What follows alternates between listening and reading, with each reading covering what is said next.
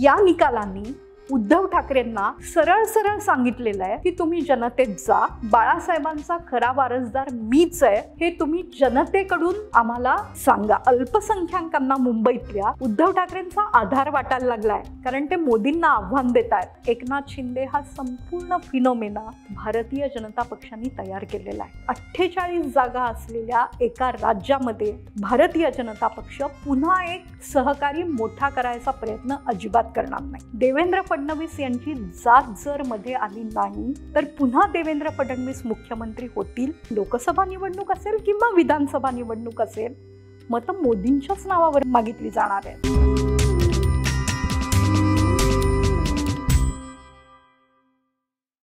नमस्कार, मी विनायक पाचलक आणि थिंक बँकच्या बिहाइंड द सीन्स मध्ये तुम्हा सगळ्यांचं पुन्हा एकदा मनापासून स्वागत. नार्वेकरांनी त्यांचा निकाल दिलेला विधानसभा अध्यक्षांनी आणि त्याचे असंख्य राजकीय पडसाद कदाचित पडू शकतात किंवा कदाचित जितके पडणार होते तेवढे पडत नाहीत असंही म्हणतात. या सगळ्या निकालानंतरच्या राजकीय घडामोडी कशा असतील, काय असतील, या निकालाचा अर्थ काय, हे सगळं समजून घ्यायचं आहे. आणि त्यासाठी आज पुन्हा एकदा माझ्याबरोबर आहेत दैनिक सकाळच्या मृणालिनी नानिवडेकर मॅडमची वेगळी ओळख थिंक बँकच्या कुठल्याही प्रेक्षकाला करून द्यायची गरज नाही. तर थेट मुद्द्यावर येतो. या निकालाचा राजकीय अर्थ काय? या निकालाचा राजकीय अर्थ अत्यंत स्पष्ट आहे. तो ज्याला इंग्रजीत म्हणतात तसा लाऊड आणि क्लिअर आहे की शिवसेना ही उद्धव ठाकरेंची नाही. मातोश्रीवर उद्धव ठाकरे जरी राहत असले तरी बाळासाहेब ठाकरे यांचे राजकीय वारसदार एकनाथ शिंदे आहेत.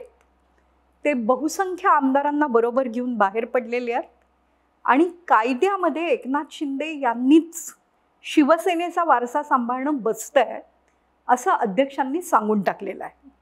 सर्वोच्च न्यायालयाने दिलेल्या एका चौकटीमध्ये देखील त्यांनी उत्तमरित्या सांगितलेलं आहे की शिवसेना ही कुठेतरी ठाकरे घराण्यापासून दूर जाऊन एकनाथ शिंदेंपर्यंत पोचली आहे. उद्धव ठाकरेंसमोर आणि अर्थातच ठाकरे परिवाराला मानणाऱ्या शिवसैनिकांसमोर आता खूप मोठं आव्हान आहे. एकतर कधी कधी काय होतं की छोट्या छोट्या गोष्टींचे खूप दूरगामी परिणाम होत असतात. हिंदीमध्ये एक अत्यंत उत्तम याबद्दलची म्हण आहे की लम्होने खता की थी सदियोने सजा पाई. तुम्ही ज्या काय कॉन्स्टिट्यूशनल बाइंडिंग्ज आहेत, पक्षांतर्गत निवडणुका आहेत, त्या निवडणुका घेतल्या किंवा घेतल्या नाहीत किंवा घेतल्या तर त्या निवडणूक आयोगाला का कळवल्या नाहीत, या एका मुद्द्याभोवती हा सगळा निकाल फिरतोय. त्याचा उत्तम अर्थ शोधत शिवसेनेला बाळासाहेब ठाकरेंच्या परिवारापासून दूर नेण्याचं काम या निकालांनी करून ठेवलं आहे. आज काही व्हिडिओज पण फिरत आहेत की ज्यात उद्धव ठाकरे यांच्या काही विश्वासू सहकाऱ्यांनी काही कागदपत्रच निवडणूक आयोगाला किंवा अध्यक्षांच्या कार्यालयाला पाठवली नाहीत असंही ते व्हिडिओज सांगतायत.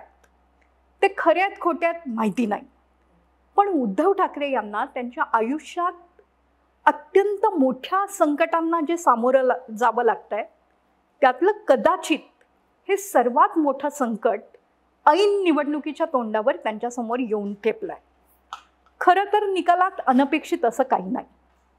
सर्वोच्च न्यायालयाने जे काय संदर्भ दिले होते त्या संदर्भात हा निकाल बसवणं एवढं अध्यक्षांसमोरचं काम होतं. त्या अध्यक्षांनी कायद्याचा अर्थ शोधत शिवसेनेने केलेल्या काही त्रुटींवर बोट ठेवत करून टाकलेला आहे. आता प्रश्न असा येतोय की प्रादेशिक पक्ष जे बहुतांश वेळा पारिवारिक आहेत, तो ममता बॅनर्जींचा पक्ष असेल, बिजू जनता दलात पुढे कोणीच नाही पण तो देखील त्यांच्या वडिलांचा पक्ष आहे, हे सगळे पक्ष घरातच वाढत गेले आहेत आणि या पक्षांचे उत्तराधिकारी पण घरातच जन्मलेले आहेत. आता हे घरात जन्मलेलं नेतृत्व कार्यकर्त्यांनी तर आत्तापर्यंत स्वीकारलेलं होतं, हे आपल्याला वारंवार दिसलेलं आहे. ते न्यायाधिकरणांनी तसंच्या तसं मान्य करायला ज्या काय काळज्या घ्याव्या लागतात त्या घेतल्या गेल्या नाहीत, त्याचा हा परिणाम आहे. सर्वोच्च न्यायालयात ही लढाई अजूनही सुरू राहील, कारण निवडणूक आयोगाच्या निकालाला उद्धव ठाकरेंच्या गटांनी आव्हान दिलेलं आहे. पण अर्थातच लोकशाहीतली कोणतीही लढाई ही जनतेच्या न्यायालयात लढायची असते. एका अर्थाने कालच्या या निर्णयांनी सर्वोच्च न्यायालयात अध्यक्षांच्या दालनात फिरत असलेली ही जी शिवसेना कोणती ही लढाई होती ती थेट जनतेच्या न्यायालयात आणून ठेवली आहे. निवडणुकांना जेमतेम 4 ते 5 महिने असताना महाशक्ती एकनाथ शिंदेंच्या मागे आहे. एकनाथ शिंदे आणि उद्धव ठाकरे असा सामना तर आहेच, पण एकनाथ शिंदेंच्या मागे खूप मोठी महाशक्ती आणि हिंदुत्वाचं वातावरण आहे. उद्धव ठाकरे त्या मुशीतून त्या विचारातून निघालेले असले तरी ते एक वेगळी आघाडी करून स्वतःचं स्वत्व आणि स्वतःचं अस्तित्व शोधायचा प्रयत्न करतायत. या निकालांनी उद्धव ठाकरेंना सरळ सरळ सांगितलेलं आहे की तुम्ही जनतेत जा, मीच शिवसेना आहे, बाळासाहेबांचा खरा वारसदार मीच आहे, हे तुम्ही जनतेकडून आम्हाला सांगा. लोकशाहीतला कोणताही लढा हा अंतिमतः नंबर गेमचा असतो आणि जेव्हा बहुसंख्य आमदार निघून गेले तेव्हा मुख्यमंत्री असलेले उद्धव ठाकरे प्रशासकीय भूमिकांचा वापर करत त्याकडे लक्ष का ठेवू शकले नाहीत, त्यावर नियंत्रण का आणू शकले नाहीत, हा जसा मुद्दा आहे तसाच विश्वासमताला सामोरं जाण्याच्या आधीच ते राजीनामा देऊन मोकळे झाले, हा देखील एक थोडासा वेगळाच संदर्भ या सगळ्या घटनाक्रमाला आहे. सरन्यायाधीशांनी देखील सांगितलेलं आहे की तुम्ही राजीनामा दिला नसता तर कदाचित वेगळी भूमिका राहिली असती. त्यामुळे कुठेतरी जे उद्धव ठाकरे अत्यंत सभ्य आणि शालीन राजकारणी म्हणून समोर आले होते आणि प्रत्येक पिढी गणित प्रत्येक पक्ष हा वेगळ्या परिप्रेक्ष्यात जनतेसमोर ठेवायचा असतो. राजकीय व्यवस्थेत किंवा सामाजिक व्यवस्थेत रिडिफायनिंग हे खूप आवश्यक असतं. ते मला असं वाटतं उद्धव ठाकरे यांनी अत्यंत उत्तम प्रकारे केलं होतं. बाळासाहेबांची शिवसेना ही रस्त्यावरची होती. काहीही झालं तरी उग्र रिॲक्शन देण्याची क्षमता असलेली होती. उद्धव ठाकरेंनी ते रूप कायम ठेवतानाच शिवसेनेला घटनेच्या चौकटीत, वाटाघाटींच्या चौकटीत एक सभ्य चेहरा देण्याचा प्रयत्न केला होता. त्यांनी जेव्हा सूत्र हाती घेतली होती पक्षाची तेव्हा ते रामदास आठवलेंबरोबर शिवशक्ती आणि भीमशक्ती असं बेरजेचं राजकारण करायचा प्रयत्न करत होते. त्या उद्धव ठाकरेंच्या नजरेखाली घटनेतले काही बदल नोंदवले जाणं आवश्यक आहे हे कसं लक्षात येऊ शकलं नाही, हा चिंतनाचा विषय आहे. हा केवळ शिवसेनेचाच नाही तर परिवारवादाच्या जोखडामध्ये वावरणाऱ्या प्रत्येक प्रादेशिक पक्षासमोरचा प्रश्न असू शकेल. राष्ट्रवादी काँग्रेसला पण निवडणूक योग्य आहे की नाही या घटनाक्रमाला थोड्याच दिवसात सामोरं जायचं आहे. आता मुद्दा असा येतोय की अध्यक्षांचा जो निकाल होता तो अपेक्षित होता. त्या निकालाला आव्हान देण्याची संधी आहेच, आव्हान दिलं जाईलच. 10व्या परिशिष्ट अशा रीतीने कुठेतरी धाब्यावर बसवून एखादा पक्ष हायजॅक होणार असेल तर ते लोकशाही व्यवस्थेत कसं काय चालेल हा मुद्दा समोर येईल. आजची महाशक्ती भाजप आहे, उद्याची महाशक्ती काँग्रेस असेल, परवाची महाशक्ती न जाणो कदाचित उद्धव ठाकरेंसारखा एखादा प्रादेशिक पक्ष एकत्रित येऊन निर्माण करू शकेल. पण अशा सगळ्या शक्ती असलेल्या राजकीय व्यवस्था घटनेचे सोयीस्कर अर्थ लावू शकतात का हा मुद्दा पुढे येणारच आहे. त्या मुद्द्याला कालांतराने उत्तर मिळेल. जसं बोम्मई प्रकरणात झालं होतं की राष्ट्रपतींना जी काय अधिकार आहेत ते अधिकार वादातीत आहेत का या मुद्द्यावर एक खूप मोठं डिबेट झालं. सर्वोच्च न्यायालयाने निर्णय देऊन राष्ट्रपतींच्या अधिकारांवर काही इफ्स आणि बट्स आणले, पण तो निकाल लागायला खूप वेळ लागला. तोपर्यंत बोम्मई प्रकरणात जे काय व्हायचं होतं ते होऊन गेलं होतं. तसं आपण असं धरू की सर्वोच्च न्यायालय हा निर्णय फेटाळेल, आम्ही दिलेल्या चौकटीच्या बाहेर का गेलात असंही म्हणेल. अर्थात या जरतरच्या शक्यता आहेत, पण याचा लाभ आता उद्धव ठाकरेंना आत्ता लगेच होणार नाही. आत्ता उद्धव ठाकरेंसमोर खूप मोठं आव्हान या निर्णयांनी जे उभं करून दिलं आहे की जनतेत जा आणि जनतेत मीच या पक्षाचा नेता आहे, मी महाराष्ट्राचा मुख्यमंत्री होतो आणि माझ्यावर अन्याय झाला हे पटवून सांगा. यामागची पार्श्वभूमी पण खूप विचित्र आहे. उद्धव ठाकरे ज्या वैचारिक मुशीत होते ती वैचारिक मूस ही हिंदुत्ववादाची होती. ज्या वेळेला 2014 साली उद्धव ठाकरेंनी भारतीय जनता पक्षाला आव्हान दिलं ते आव्हान अक्षरशः एक हाती दिलं आणि अत्यंत उत्तम जागा केवळ स्वतःच्या जोरावर निवडून आणल्या. पण ते उद्धव ठाकरे आता थोड्याशा वेगळ्या वैचारिक भूमिकेत गेलेले आहेत आणि ते ज्या वैचारिक भूमिकेत गेलेले आहेत ती भूमिका भारतीय जनता पक्षाच्या विचाराला छेद देणारी आहे. आपण पाहतो की राम मंदिराची निमंत्रणं प्रचंड मोठ्या प्रमाणावर दिली जात आहेत. देश कदाचित राममय होण्याची शक्यता आहे. येत्या 10-12 दिवसात कदाचित हा मोमेंटम वाढत जाईल. त्यावेळेला आम्ही अयोध्येत गेलो होतो आणि आम्ही बाबरीचा विध्वंस केला असं म्हणणाऱ्या बाळासाहेब ठाकरेंचा मुलगा या कार्यक्रमाला जायला नकार दिलेल्या काँग्रेसबरोबर जाऊन बसलेला आहे. हे त्यांच्या मतदारांना आणि त्यांच्या मतपेढीला कितपत पटेल हा मुख्य मुद्दा आहे. कसं आहे की प्रत्येकाला असं वाटत असतं की वैचारिकता बाजूला आणि प्रॅक्टिकल राजकारण बाजूला असतं, तसंही होऊ शकतं. पण पूर्णतः वैचारिक युटर्न घेणं मतदारांना मान्य होतं का? तेही शिवसेनेसारख्या कडव्या हिंदुत्ववादी पक्षाला हा एक मुद्दा या निमित्ताने समोर येणार आहे. इतक्या मोठ्या प्रमाणावर आमदार एकनाथ शिंदेंबरोबर का गेले? तर त्यांना दिसत होतं की आपण ज्यांच्या विरोधात लढलो त्यांच्या बरोबर आपण जाऊन बसलो. शिवाय या आयडिओलॉजिकल गोंधळाबरोबरच जिथे ते निवडून आले होते तिथे या राष्ट्रवादीशी या काँग्रेसशी त्यांचा कुठेतरी संघर्ष झाला होता. त्यामुळे आता ज्यांच्याशी संघर्ष झाला त्यांच्या बरोबर गेलो तर जागा कुठे मिळणार? म्हणूनही कदाचित एकनाथ शिंदेंना पाठिंबा मिळाला असेल. खोक्यांचं नरेटिव्ह उद्धव ठाकरे आणि तेव्हा त्यांच्याबरोबर असलेल्या अजितदादांच्या राष्ट्रवादी काँग्रेसनी उत्तमरित्या चालवलं. आता ते नरेटिव्ह काळाच्या ओघात कमी झालेलं आहे. कदाचित ते नरेटिव्ह जनतेच्या विस्मरणातही गेलेलं आहे आणि त्यामुळे उद्धव ठाकरेंना माझ्यावर अन्याय झाला हे समजावून सांगणं हे खूप मोठं आव्हान ठरणार आहे. हे आव्हान पेलायला बरोबर सेनेची आवश्यकता असते. ही सेना आणि हे कार्यकर्ते हे शिवसैनिक त्यांच्या बरोबर आहेत का यावर भविष्यातला निर्णय लागणार आहे. हे कार्यकर्ते त्यांच्याजवळ आजही असतील आणि उद्धव ठाकरे अंगार आहे या घोषणा जर खरोखर प्रत्यक्षात येणार असतील तर या निकालांनी कोणताही फरक पडणार नाही. पण खरोखर तसं आहे का? आणि तसं पटवून देऊन कदाचित या परिस्थितीचा फायदा घेत उद्धव ठाकरे हे जास्त जागा मिळवतात का? हा देखील एक विचारधारेचा प्रवाह असू शकेल. पण आज निर्णय आल्यानंतर साधारणतः 18 तासानंतर असं कुठे झालेलं दिसत नाही. ज्यावेळेला चिन्ह गेलं होतं त्यावेळेला सोशल मीडियावर एक खूप मोठं मशाल फिरवण्याचं आव्हान शिवसैनिकांनी पेललं.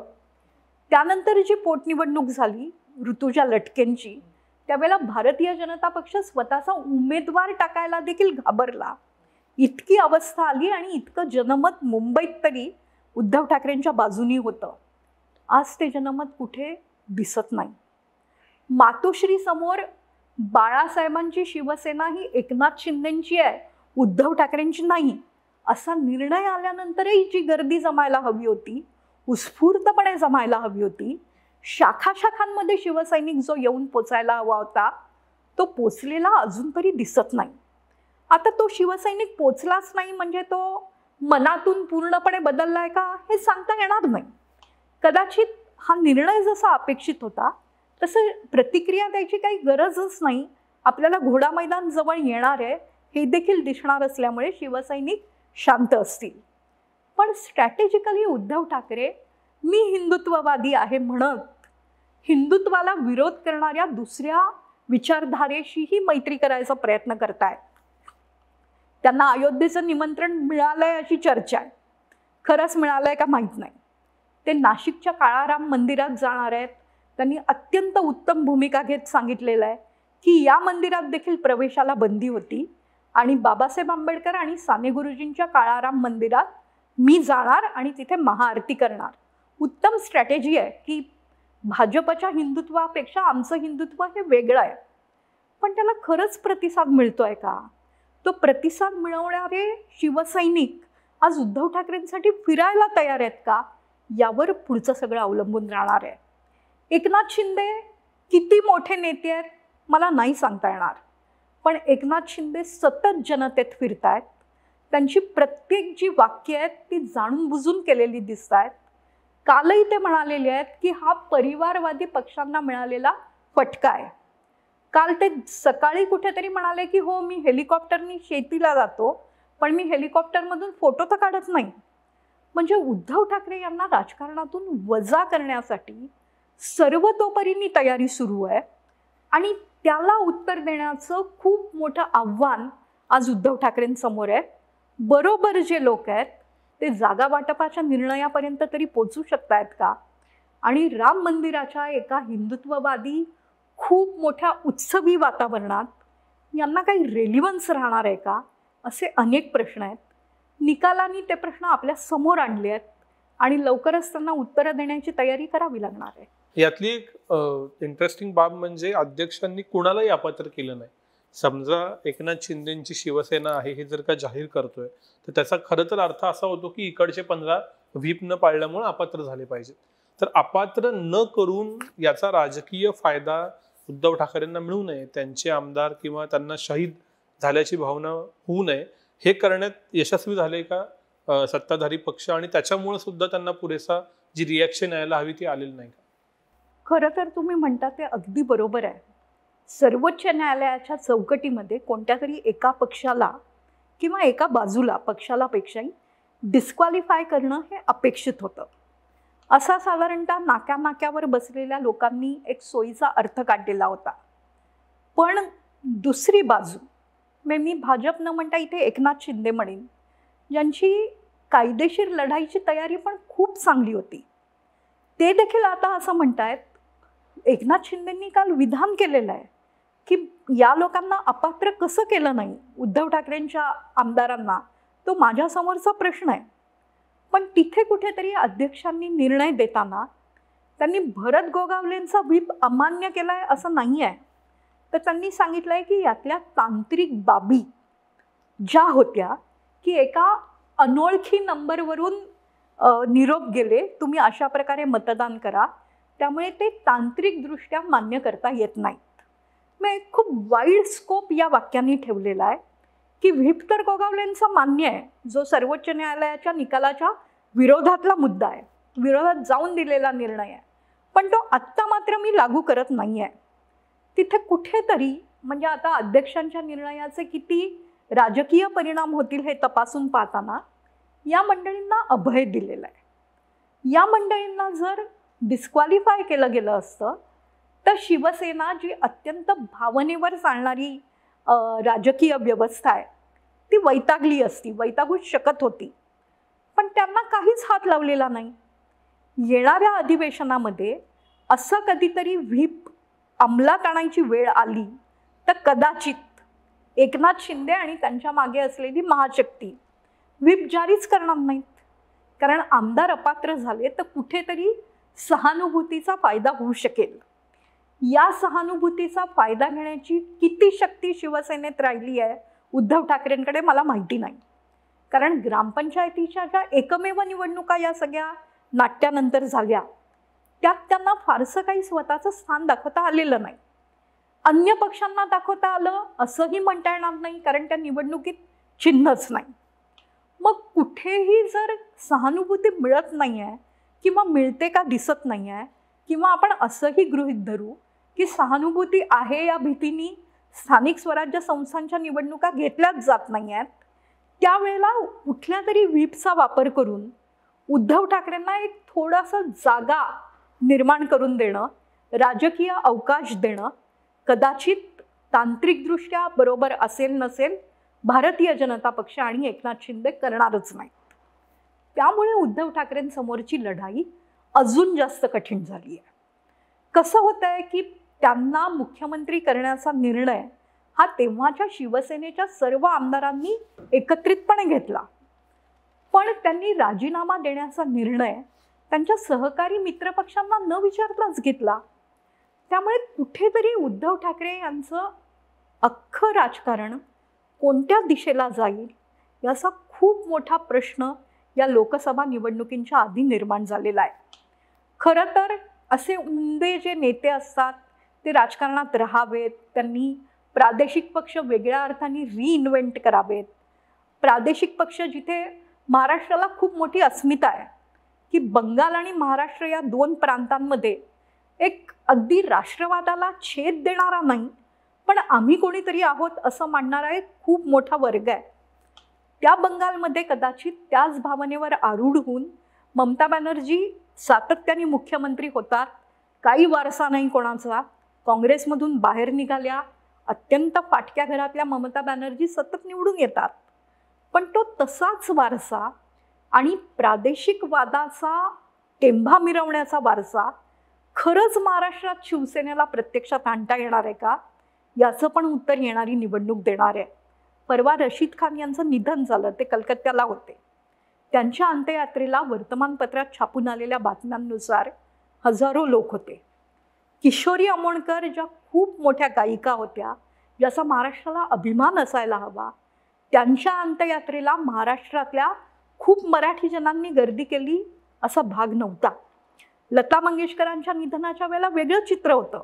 महाराष्ट्र नेमका असा एका वेगळ्या आदर्शवादाचा आणि अस्मितांचा प्रचार करतो का आणि तो निवडणुकीत दाखवतो का हा देखील एक मुद्दा आहे. हा खरं तर सामाजिक अंगाने जाणारा प्रश्न आहे. पण शिवसेनेने महाराष्ट्रात जर एका पिढीला नोकऱ्या दिल्या, घरामध्ये स्थैर्य आणण्याचा प्रयत्न केला, तर तो वारसा उद्धव ठाकरेंनी आणि त्यांच्या सहकाऱ्यांनी पुढे नेला का हा पाठोपाठ उपस्थित होणारा प्रश्न आहे. मी जसं म्हटलं की रिइन्व्हेंट करावं लागतं आणि मोदी नावाची एक महाशक्ती जेव्हा उदयाला येते तेव्हा त्यांना आव्हान देताना तुमच्या मनामध्ये नेमक्या कल्पना काय असतात याचा देखील विचार करावा लागतो. अख्ख्या जगामध्ये उजव्या राजकारणाकडे साधारणतः मतदारांचा कल आहे. आपण भारतापुरतं समजा मानलं की केंद्रबिंदू हा सध्या हिंदुत्ववाद आहे. 2 वर्षांनी असेल का मला नाही सांगता येणार. त्या हिंदुत्ववादाच्या भोवती जी कॉन्सेंट्रिक सर्कल्स तयार झाली त्यातलं शिवसेना हे एक छोटं सर्कल आहे आणि भारतीय जनता पक्ष हे मोठं सर्कल आहे. हे मोठं सर्कल तयार असताना या वर्तुळाचा एक बिंदू होऊन राहणं हे कामाचं असतं का स्वतःचा एक वेगळा विचार निर्माण करणं महत्त्वाचं असतं याचाही कुठेतरी निकाल लागणार आहे. उद्धव ठाकरेंनी उत्तमरित्या जेव्हा भारतीय जनता पक्ष त्यांना दाबत होता तेव्हा ते थोपवण्याचा प्रयत्न केला. पण मला असं वाटतं की उद्धव ठाकरे यांनी स्वतः मुख्यमंत्री न होता भारतीय जनता पक्षाला जर बाहेरून पाठिंबा दिला असता की हो आम्ही तुमच्याबरोबर निवडणूक लढलो होतो, तुम्ही आम्हाला 2.5 वर्ष मुख्यमंत्री पदाचं आश्वासन दिलं होतं जे उद्धव ठाकरे वारंवार सांगायचे, ते तुम्ही पाळत नसल्यामुळे आम्ही या सरकारला बाहेरून पाठिंबा देतो, आतमध्ये येणार नाही, तर उद्धव ठाकरेंची ती स्ट्रॅटेजी जास्त यशस्वी ठरली असती. उद्धव ठाकरेंच्या मनातली काय गणितं होती किंवा त्यांना त्यातून काय साध्य करायचं होतं आपल्याला माहिती नाही. पण कुठेतरी सत्तेच्या राजकारणात येऊन बाळासाहेब ठाकरेंच्या हातातला जो रिमोट कंट्रोल होता तोही कुठेतरी संपलाय आणि वैचारिक उड्या ज्या वेगळ्या घेतल्या गेलेल्या आहेत त्याची किंमत मोजावी लागणार आहे का, किंवा उद्धव ठाकरेंवर अन्याय झालाय हे नरेटिव्ह महाराष्ट्रातली जनता स्वीकारणार आहे का याचं उत्तर मिळणार आहे. आणि याचं उत्तर उद्धव ठाकरे शोधणार असताना त्यांच्यासमोरची आव्हानं खूपच मोठी आहेत. ती आव्हानं एकनाथ शिंदेंची नाहीत, ती आव्हानं भारतीय जनता पक्षाच्या राजकीय मशिनरीची आहेत. त्याला ते कसं सामोरं जातात हे बघणं खूप रोमहर्षक ठरणार आहे. मी पुन्हा पुन्हा 14चं वातावरण आठवते. उद्धव ठाकरे जिथे जिथे प्रचाराला जायचे तिथे तिथे गर्दी असायची आणि गर्दीतले लोक सांगायचे की नाही, या सरकारच्या विरोधात आम्ही जे मतदान करणार आहोत, मी तेव्हाच्या विद्यमान सरकारच्या विरोधात, ते एकट्या भाजपला जाणार नाही, ते शिवसेनेलाही जाईल. ते कुठेतरी जे वातावरण होतं ते उद्धव ठाकरे आजही तसंच कायम ठेवू शकतायत का याचा पण निर्णय लागणार आहे. आता जागा वाटपाची जेव्हा चर्चा सुरू होईल, चिन्ह नसलेल्या आणि पक्षाचं नाव गेलेल्या उद्धव ठाकरेंना इंडिया आघाडीमध्ये कितपत स्थान असेल? जर खरंच इंडिया आघाडीला वाटत असेल, काल अशोक चव्हाणांनी ताबडतोब विधान केलं की अख्खा भारत उद्धव ठाकरेंबरोबर आहे, तसं असेल तर उद्धव ठाकरे हे मॅस्कॉट ठरतील मोदी विरोधाचे. आज आपण लक्षात घेऊ आणि खरोखर हे वास्तव आहे की अल्पसंख्याकांना मुंबईतल्या उद्धव ठाकरेंचा आधार वाटायला लागलाय, कारण ते मोदींना आव्हान देत आहेत. मग उद्धव ठाकरेंकडून हिंदुत्ववादी मत जरी गेलं तरी अल्पसंख्याकांचं मत येईल आणि मोदींना आव्हान देणारा नेता म्हणून ते स्वतःची प्रतिमा समोर आणू शकतील. पण ती प्रतिमा काँग्रेसला मान्य आहे का? ती प्रतिमा शरद पवारांच्या राष्ट्रवादी काँग्रेसला मान्य आहे का? याचे देखील प्रश्न अगदी आवासून समोर उभे आहेत. आणि कुठेतरी शिवसेना मनातून यातून हल्ली आहे का? हा त्यांना अपमान वाटतोय का? कारण जसं एखादं सैन्य हे शिदोरीवर चालतं म्हणतात, तसं शिवसेना ही विचारावरच चालते आणि तो विचार हा भावनेचा विचार असतो. त्या भावनेच्या विचारामध्ये बाळासाहेबांच्या घरातून पक्ष निघून जाणं ही खूप मोठी घटना घडलेली आहे. पण त्या घटनेचा योग्य फायदा कोणाला मिळतोय आणि तो उद्धव ठाकरेंना आणि आदित्य ठाकरेंना मिळणार आहे का? याच्यावर महाराष्ट्राचं तर राजकारण अवलंबून आहेच, पण प्रादेशिक पक्षांच्या पुढच्या वाटचालीत परिवारांची भूमिका काय असेल आणि एखादा घरातला व्यवसाय जर मुलाकडे जात असेल किंवा मुलीकडे जात असेल, लेट अस बी फेअर, तसाच घरातला पक्ष हा घरातल्याच व्यक्तीकडे जाणार आहे की नाही याचं देखील उत्तर मिळणार आहे. उद्धव ठाकरेंच्या बाजूनं म्हणजे उद्धव ठाकरेंच्या अंगानं भरपूर अनालिसिस केलात, पण यातला दुसरा एक महत्त्वाचा व्यक्ती आहे ते म्हणजे एकनाथ शिंदे. या निकालामुळं एकनाथ शिंदे मुख्यमंत्री पदावर राहिले. खूप चर्चा तर्कवितर्क होते की अजितदादांना मुख्यमंत्री केलं जाईल किंवा भाजपमधला नवीन चेहरा आणला जाईल. तर याच्यामुळं एकनाथ शिंदेचं राजकारण हे लांबचं आहे हे प्रूव्ह होतं का? आणि बरोबरीनं जी एक चर्चा सतत होती की एकनाथ शिंदेच्या खासदारांना कमळावर तिकीट लढवायचं आहे, आता जर का शिवसेना पक्ष तुमचा असेल, स्वाभाविकपणे धनुष्यबाण तुमचा असेल, तर शिवसेनेचं वेगळं अस्तित्व शिंदेच्या नेतृत्वाखाली अधिकाधिक विस्तारलं जाणार का? काय वाटतं? एकनाथ शिंदे त्या दृष्टीने निश्चितपणे प्रयत्न करतील. फक्त एकनाथ शिंदेच नाही तर त्यांचा मुलगा श्रीकांत शिंदे, ज्याला आता संसद रत्न पुरस्कार मिळाला, तो त्यांच्या सर्व आमदार खासदारांना एकत्र घेऊन दमदार वाटचाल करायचा प्रयत्न निश्चित करतोय. पण एकनाथ शिंदे हा संपूर्ण फिनोमेना भारतीय जनता पक्षाने तयार केलेला आहे. भारतीय जनता पक्षाला एकनाथ शिंदे यांना जेवढं लिव्हरेज द्यायचं असेल तेवढं भारतीय जनता पक्ष त्यांना देईल. भारतीय जनता पक्ष अत्यंत विस्तारवादी पक्ष आहे. त्यांना 100% भाजप वगैरे हे नारे इथे दिले गेले, पण ते प्रत्यक्षात आणण्याचं काम मोदी शहा यांच्या जोडगोळींनी केलं. आता पंजाबात काहीच मिळत नाही आहे, तेव्हा ते अकाली दलाला बरोबर घेऊन येण्याच्या तयारीत आहेत. इथेही त्यांना शिवसेना ही उद्धव ठाकरे जे त्यांना न ऐकता बाहेर पडले त्यांना वठणीवर आणायला म्हणून केलेलं हे सगळं डिझाईन आहे, ज्यात एकनाथ शिंदे उत्तमरित्या भूमिका वठवत आहेत. पण मला असं वाटतं की एकनाथ शिंदेंच्या मागची महाशक्ती जे काय मनात आणेल तेच एकनाथ शिंदेंबाबत होईल. या महाशक्तीने दिलेल्या स्क्रिप्टमधली भूमिका एकनाथ शिंदे अत्यंत उत्तम रीतीने वठवत आहेत. याबाबत आपण अजिबातच नाराजी म्हणजे आपण त्यांचं कौतुकच करायला हवं खरं तर, की मोदींची स्तुती करणं, मोदींनी जे हातात घेतलेले प्रकल्प आहे त्या प्रकल्पांना गती देणं, अमित शहांशी संपर्क ठेवणं, हे सगळं एकनाथ शिंदेंनी उत्तमरित्या केलेलं आहे. ते करताना त्यांचे जे आमदार होते आणि खासदार होते ते साधारणतः कोणत्याही वेगळ्या मागण्या करतात, मंत्रालयात फिरत असतात, साधारणतः कुठल्या औपचारिकता न बाळगता स्वतःचं मत ठामपणे मांडतात. हे सगळे जे प्रवाद होते ते प्रवाद देखील गेल्या 2 ते 3 महिन्यात एकनाथ शिंदेंनी दूर केलेले आहेत. दमदार तयारी आहे.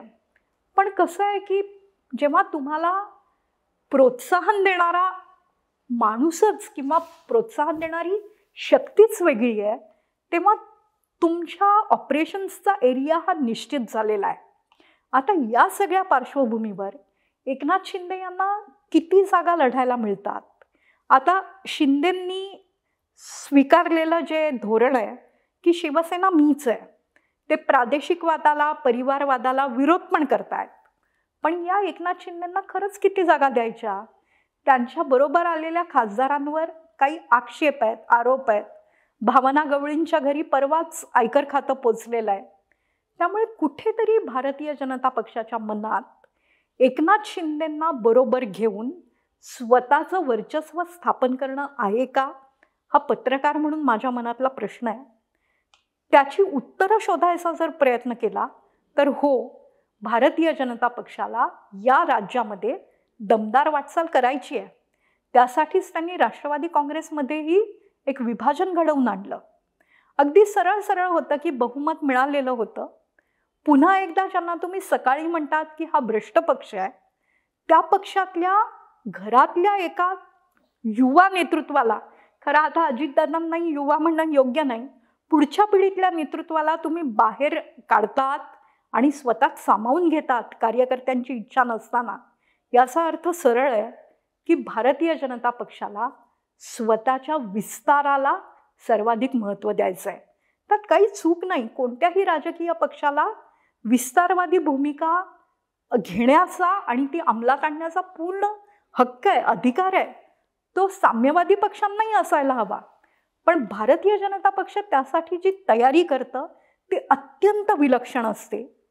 त्या तयारीला मॅच करण्याची शक्ती अजितदादांमध्ये किंवा एकनाथ शिंदेंमध्ये आहे का, हा आजच्या घडीला आपण जर प्रश्न विचारला तर त्याचं उत्तर नाही असं आहे. या दोघांनाही मानाची वागणूक दिली जाईल, कारण भारतीय जनता पक्षाची ती गरज आहे.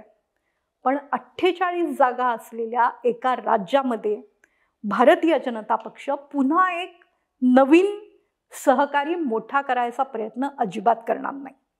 तसं असतं तर उद्धव ठाकरे यांच्या वेगळ्या भूमिकांना अमान्य करण्याचा प्रश्नच आला नसता. कुठेतरी एक कॉम्प्रोमाइज केलं गेलं असतं.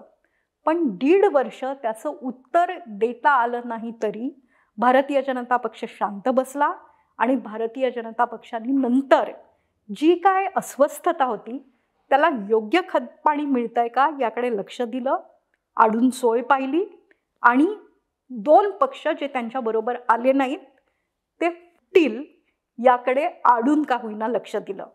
त्यामुळे इथे एकनाथ शिंदेंना खूप केकवॉक दिला जाईल आणि तेच महाराष्ट्राचं भावी नेतृत्व असेल असं मला आज तरी वाटत नाही. मर्जर का गेलं नाही 10व्या सूचीमध्ये, तर इथे शिवसेनाच त्यांना वेगळ्या टप्प्यावर नेऊन ठेवायची आहे आणि मग हे करणारं साध्य एकनाथ शिंदे आहेत. ते साध्य म्हणून पुन्हा मुख्यमंत्री होतील का, तेच महाराष्ट्राचा चेहरा राहतील का, याबद्दल माझ्या मनात आज कमालीच्या शंका आहेत. महाराष्ट्रामध्ये भारतीय जनता पक्षाने स्वतःचा विचार रुजावा यासाठी प्रचंड प्रयत्न केले. अत्यंत खडकाळ राज्य होतं महाराष्ट्र भारतीय जनता पक्षासाठी. तिथे त्यांनी ते यशस्वीपणे करून दाखवलं. भावनेच्या आधारावर चालणारा शिवसेना पक्ष फोडून दाखवला. जिथे कुठेतरी संघटनात्मक आणि राजकीय सत्तागामी बांधणी होती त्या शरद पवारांच्या पक्षाची देखील 2 शकलं झाली. अशा वेळेला भारतीय जनता पक्षासमोरचं महाराष्ट्रातलं आव्हान हे फक्त काँग्रेस आहे आणि त्या आव्हानाला तोंड देण्यासाठी काँग्रेस खरंच स्वतःला पूर्णपणे तयार करू शकते आहे का, हा मुद्दा आहे. हा विषय पूर्णतः वेगळा आहे. पण काँग्रेसनी रामजन्मभूमीच्या त्या समारंभाचं निमंत्रण का अव्हेरलं मला कळत नाही. म्हणजे तुम्ही हिंदू हिताची काळजी घेणारच असा जो वारंवार आरोप होतो काँग्रेसवर, तो काँग्रेसनी हे निमंत्रण अव्हेरून मान्य केल्यासारखं आजचं चित्र आहे. आणि मग अशा वेळेला जर हिंदू वोट बँक खरंच एकत्र आली तर त्या काँग्रेसला तरी किती मतं मिळतील हा प्रश्न आहे. मोदींच्या पॉलिसीजबद्दल खूप नाराजी असेल तर ती मतं काँग्रेसकडे, दुसऱ्या एखाद्या प्रादेशिक पक्षाकडे निश्चित जातील. पण जेव्हा गरीब वर्गाची काळजी घेतली जाते आहे, जेव्हा मध्यमवर्गीयांना एक नवभारताचं स्वप्न दिसतंय, उच्च मध्यमवर्गीयांना आता मुंबईतून शिवडी मार्गे पटकन कुठेतरी पोचता येणार आहे, त्यामुळे भारताचा जो बहुगामी समाज आहे ज्याला इंग्रजीत हेटेरोजिनियस म्हणतात, त्यातल्या प्रत्येक वर्गाची काळजी मोदी घेत आहेत. आणि अशा या मशीनला कुठेतरी पंक्चर करणं हे खूप कठीण आहे. आणि ते आव्हान पेलण्याची ताकद आज कोणामध्ये आहे, तर मला असं वाटतं केजरीवाल सोडून किंवा त्या ठिकाणची काँग्रेस ज्या ज्या प्रकारे त्या राज्यात समोर आली ते वगळता कुठेही ही कामगिरी करता आलेली नाही आहे. आज एक मोठा प्रादेशिक पक्ष भारतीय जनता पक्षाने एकनाथ शिंदेंना पुढे करून संपवलाय.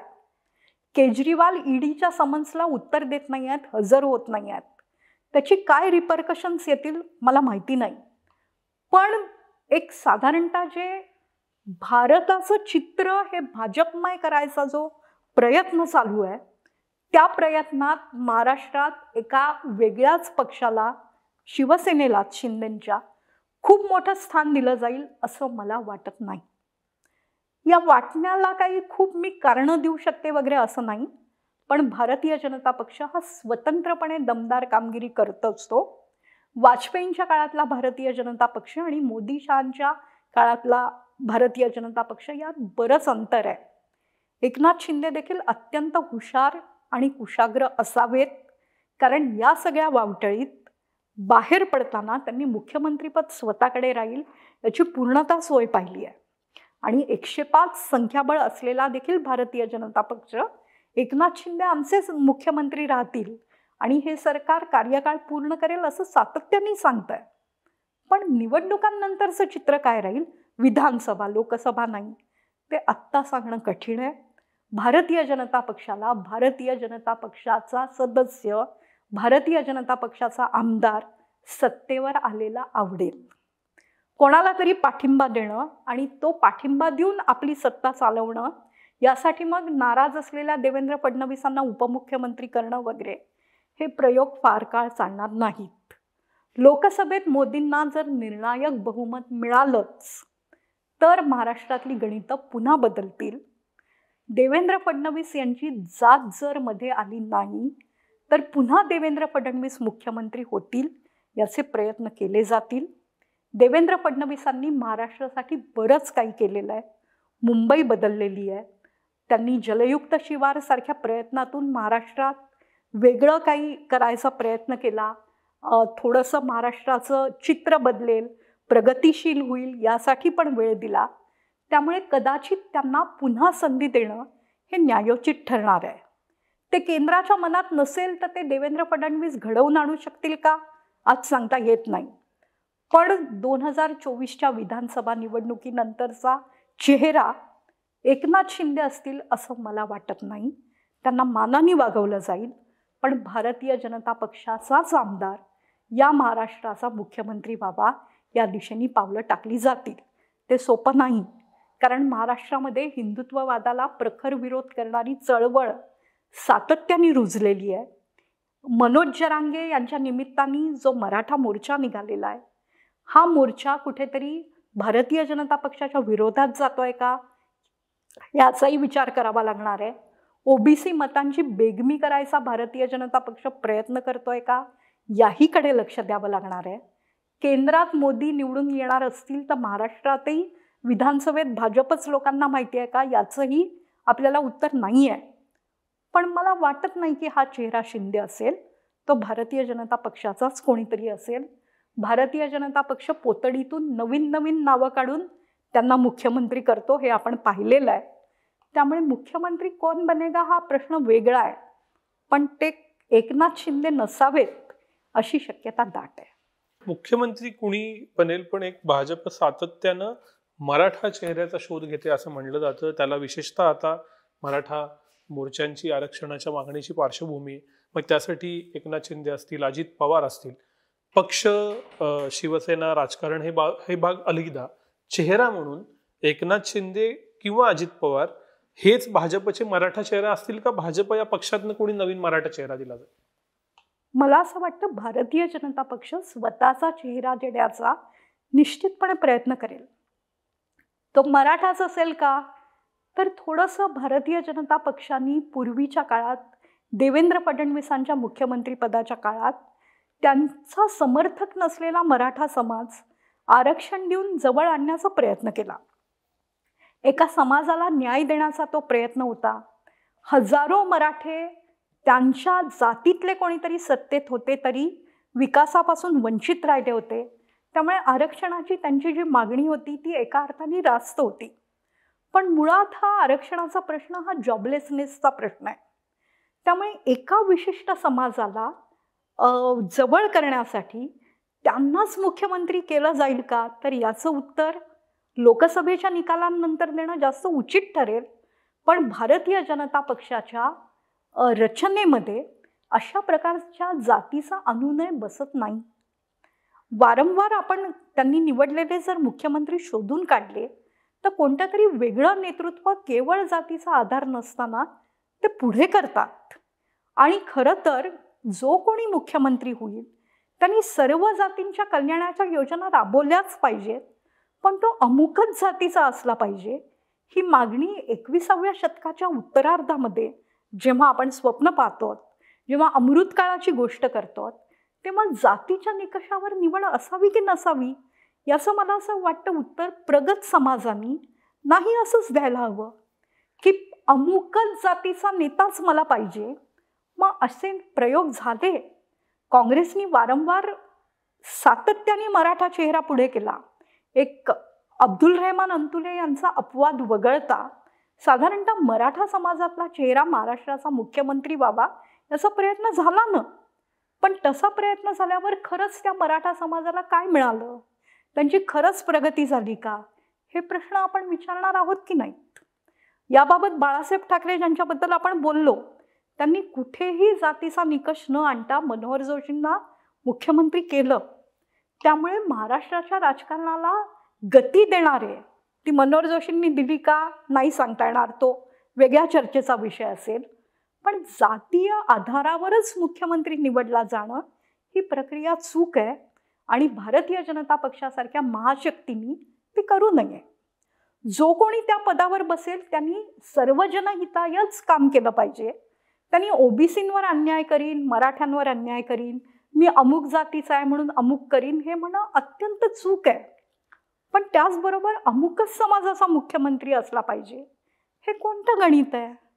आणि जो महाराष्ट्र अत्यंत प्रागतिक विचाराचा आहे आणि जातीभेदांना ओलांडून जाणार आहे, संत विचाराची शिकवण प्रत्यक्षात आणणार आहे, तिथे अमुकच जातीचा मुख्यमंत्री ही मला कल्पना योग्य वाटत नाही. आणि समाजाची एक नागरिक म्हणून मला असं वाटतं की जो उत्तम प्रशासक असेल आणि महाराष्ट्राला पुढे नेणारा असेल तो त्याची जात कोणतीही असली तरी मुख्यमंत्री पदासाठी लायक मानला गेला पाहिजे, तरच महाराष्ट्राचं भलं होऊ शकेल. शेवटच्या प्रश्न आधीचा पेनल्टीमेट प्रश्न. जसं अल्पसंख्याकांना असं वाटतं की उद्धव ठाकरेंना ते नेते मानतात, तसं असंही म्हणतात की काँग्रेसच्या कार्यकर्त्यांना आणि काँग्रेस विचाराच्या लोकांना आता उद्धव ठाकरे नेते वाटतात. एका बाजूला स्वतःचा पक्ष जाणं, दुसऱ्या बाजूला काँग्रेससारखा मोठा पक्ष की ज्याला खूप संधी महाराष्ट्रात असं म्हणतात, तिथं असं नेतृत्व नसणं आणि त्यांना उद्धव ठाकरे आपला नेता वाटणं, असा जो भाजप विरोधी मतांचा जो गठ्ठा आहे तो कुठल्या दिशेला जातोय आणि कुठल्या दिशेला जाईल असं वाटतं? या भाजप विरोधी मतांचा मॅस्कॉट महाराष्ट्रातला कोण असेल या प्रश्नाचं आज उत्तर नाही आहे. आत्ताच्या इंडिया आघाडीतल्या जागा वाटपाच्या चर्चा थोड्या थोड्या बाहेर येत आहेत. त्यात असं सांगितलं जातं की मुंबईत काँग्रेसला 4 जागा पाहिजे. म्हणजे जी शिवसेना मुंबईचा प्राण आहे आणि मराठी माणसाचा अभिमान आहे, त्या मुंबईमध्ये काँग्रेस पहिल्या फेरीत का होईना जर 4 जागा मागत असेल आणि मिलिंद देवरा म्हणत असेल की नाही नाही मला इथून उमेदवारी मिळायलाच हवी दक्षिण मुंबईत, तर ती काँग्रेस खरंच उद्धव ठाकरेंना चेहरा मानणार आहे का हा प्रश्न आहे. उद्धव ठाकरेंना येत्या आठवड्यामध्ये कसा पाठिंबा मिळतोय याकडेही काँग्रेस लक्ष देईल. शिवाय काँग्रेस राष्ट्रीय स्तरावर नेमक्या किती जागा लढणार आहे? काही लोक असं म्हणतात की गेल्या वेळेपेक्षा ते अतिशय कमी जागा लढायला तयार आहेत आणि या जागा कुठेतरी 255च्या आसपास असतील. त्या प्रादेशिक पक्षांना बरोबर घेऊन निश्चित केल्या जातील. पण ममता बॅनर्जी जागा वाटपावर नाराज आहे. तसे उद्या उद्धव ठाकरे नाराज होणारच नाहीत असं कशावरून? संजय राऊत आज प्रथमच म्हणतायत, म्हणजे पहिल्या टप्प्यातच म्हणतायत की नाही नाही शिवसेना 24 जागा लढणार आहे म्हणजे आहेच. हे काँग्रेसला मान्य आहे का, या प्रश्नाचं उत्तर अद्याप सापडलेलं नाही आहे. मोदी हटाव ही काँग्रेसची प्राथमिक गरज आहे निश्चित, पण ती गरज पूर्ण करताना काँग्रेस स्वतःच्या पक्षाचं अस्तित्व इथे संपवणार आहे का, हा देखील विचार करायला लागेल असा त्यांना मुद्दा वाटतो, हे निश्चित. त्यामुळे उद्धव ठाकरेंचं नेतृत्व हे समोर केलं जाणार आहे हे दिसतंय. उद्धव ठाकरेंवर अन्याय झाल्याचं नरेटिव्ह मोठ्या प्रमाणात बिल्डअप होतंय हेही दिसतंय. पण काँग्रेस अशी मान्यता गेलेल्या शिवसेनेला नक्की किती जागा देईल या प्रश्नाचं आज उत्तर नाही. आणि मोदींना आव्हान देणारा जसा राष्ट्रीय पातळीवर कोणी चेहरा दिसत नाही. नितीश कुमार हे कदाचित सर्वमान्य उमेदवार ठरू शकतील. खरगे काँग्रेसचे अध्यक्ष आहेत, ते दलित आहेत, अल्पसंख्याक बरोबर आहेत, म्हणून त्यांचं नेतृत्व पुढे आणावं असाही एक प्रयत्न झाला आहे. पण जसा देशाच्या पातळीवर कोणी चेहरा दिसत नाही आहे, तसा महाराष्ट्राच्याही पातळीवर मोदींना उत्तर देणारा नेता कोणी दिसत नाही आहे. आणि लोकसभा निवडणूक असेल किंवा विधानसभा निवडणूक असेल, मतं मोदींच्याच नावावर मागितली जाणार आहेत. मग आता मोदी विरुद्ध उद्धव ठाकरे अशी जर खरंच नरेटिव्हची लढाई जर झाली किंवा प्रत्यक्षात असा चेहरा समोर आणला गेला, तर उद्धव ठाकरे त्यात कुठे आहेत आणि त्यांचे प्लस मायनस पॉईंट्स काय आहेत याचा विचार केला जाईल. आणि खरंच त्यांना महाराष्ट्राचं नेतृत्व या प्रकारे दिलं जाईल का आणि त्यांना 24-25 जागा मिळतील का याचं उत्तर येणाऱ्या महिन्यात मिळेल. आत्ताच त्याबद्दल बोलणं थोडं धारिष्ट्याचं ठरेल. म्हणूनच शेवटचा मुद्दा जरी धारिष्ट्याचा असला तरी हाच विचारतो की आत्ता लोकसभा तोंडावर आहे, हे सगळं लोकसभेसाठी चाललंय, काय घडेल असं वाटतं महाराष्ट्रात? भारतीय जनता पक्षाला महाराष्ट्राने गेल्या 2 निवडणुकांमध्ये सातत्याने खूप मोठे आकडे दिले आहेत. तेव्हा शिवसेना जवळ होती, उद्धव ठाकरे बरोबर होते. आज आता उद्धव ठाकरे त्यांच्या बरोबर नाहीत. जातीय आंदोलनं देखील मोठ्या प्रमाणात सुरू झालेली आहेत. अशा वेळेला महाराष्ट्रात 45ची संख्या गाठता येईल का, हा खूप मोठा प्रश्न आहे. पण आज तरी भारतीय जनता पक्षाची जी रचना दिसते, बूथ पातळीवरचं काम दिसतंय, रामजन्मभूमी आंदोलनाचा जो शेवट होतोय, गोड शेवट संघ परिवाराच्या दृष्टीने, त्या निमित्तानं सुरू झालेलं जनजागरण आहे आणि मोदींनी केलेल्या लाभार्थी योजना आहेत, त्याचा सगळ्याचा अन्वयार्थ लावला तर भारतीय जनता पक्षाला मोठी मजल गाठावीच लागेल. असं आहे की तुम्ही या 48 जागा डोळ्यासमोर ठेवून 2 पक्ष फोडले आहेत प्रादेशिक. ते पक्ष फोडल्याची परिणामकारकता जर दिसणार नसेल तर एवढा सगळा व्याप आणि अट्टहास आणि सगळ्या लढाया का लढल्या गेल्या हा देखील मुद्दा आहे. आणि माझ्या मते चंद्रशेखर बावनकुळे हे प्रदेशाध्यक्ष म्हणून जरी मदत करत असले तरी महाराष्ट्रात किती जागा भारतीय जनता पक्ष जिंकेल इथे देवेंद्र फडणवीस यांच्या नेतृत्वाची कसोटी आहे. परिस्थितीने त्यांच्यावर अन्याय केला असं आपण मान्य करू की उद्धव ठाकरेंनी मैत्री निभावली नाही, देवेंद्र फडणवीसांनी मुंबईतलं महापौरपद शिवसेनेकडे ठेवलं, त्यानिमित्ताने सरकारही वाचवलं. कदाचित पक्षातल्या संभाव्य विरोधकांपेक्षा त्यांना उद्धव ठाकरे जवळचे त्या काळात वाटत असतील. पण देवेंद्र फडणवीस यांच्या नेतृत्वाचा जो करिश्मा होता आणि त्यांना जे काय करायचं होतं मुंबईसाठी, महाराष्ट्रासाठी, ते उद्धव ठाकरेंच्या निर्णयाने थांबलं. आता ते थांबवून जर देवेंद्र फडणवीसांना पुन्हा एकदा एक प्रादेशिक नेता मी आहे या स्पर्धेत दाखल व्हायचं असेल तर त्यांच्यासाठी लोकसभेची निवडणूक खूप महत्त्वाची आहे. योगी म्हणतायत की उत्तर प्रदेशातल्या सर्वच्या सर्व जागा यावेळी भाजपच्या निवडून येतील. भाजपनी नवीन निवडलेले जे मुख्यमंत्री आहेत ते देखील मॅक्झिमम डिलिव्हर करायचा प्रयत्न करतील. आसाम आणि नॉर्थ ईस्टमध्ये जो भारतीय जनता पक्षाने शोधलेला नेता आहे, अत्यंत प्रभावी आहे, ते देखील तिथे जास्तीत जास्त संख्याबळ निवडून येण्याचा प्रयत्न करतील. आज जसा भारतातल्या राज्यांमध्ये फेडरलिझमची कॉम्पिटिशन आहे की गुंतवणूक कोण जास्त खेचेल, विकास कोण करेल, तसं भारतीय जनता पक्षाच्या प्रादेशिक नेतृत्वामध्येही लोकसभेसाठी जास्तीत जास्त जागा कोण जिंकून देत आहे याची स्पर्धा आहे. त्या स्पर्धेमध्ये देवेंद्र फडणवीस कसे टिकतात, प्रतिकूल घटक खूप आहेत, तिथे त्यांची कुठेतरी कसोटी लागणार आहे. मोदींनी त्यांच्यावर जेव्हा जेव्हा आव्हानं आली तेव्हा तेव्हा कधीतरी शांत बसून, कधीतरी स्वतःची शक्ती दाखवून उत्तरं दिलेली आहेत. फडणवीस त्या क्षमतेचे नेते आहेत का खरंच, हे देखील या लोकसभेच्या निवडणुकीत ठरणार आहे. त्यामुळे महाराष्ट्रापुरतं बोलायचं झालं तर ही निवडणूक एकनाथ शिंदेंसाठी जशी महत्त्वाची आहे, त्याहीपेक्षा लोकसभेची निवडणूक देवेंद्र फडणवीस यांच्यासाठी जास्त महत्त्वाची आहे. ते काय करू शकतात, काय करतील, त्याकडे लक्ष देणं आवश्यक आहे. आणि त्यासाठी त्यांना फक्त उद्धव ठाकरेच नाही तर शरद पवार नावाचं महाराष्ट्राच्या राजकारणात अतिशय महत्त्वाचं असलेलं एक व्यक्तिमत्व देखील स्पर्धक म्हणून समोर उभं आहे. गेल्या वेळेला त्यांनी काही चुका करून ठेवल्या देवेंद्र फडणवीसांनी. त्या चुका कुठेतरी ते शिकलेत का त्यातून काही?